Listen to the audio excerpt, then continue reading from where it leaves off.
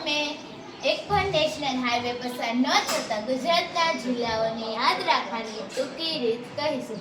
તેનું સૂત્ર છે મજાના ડોબા છો. મ પરથી મહેસાણા,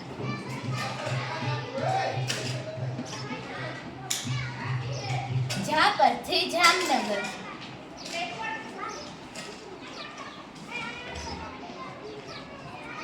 ના પરથી નર્મદ, ના પરથી ડાંગ, બા પરથી બોટાદ, છ પરથી છોટાઉદેપુર,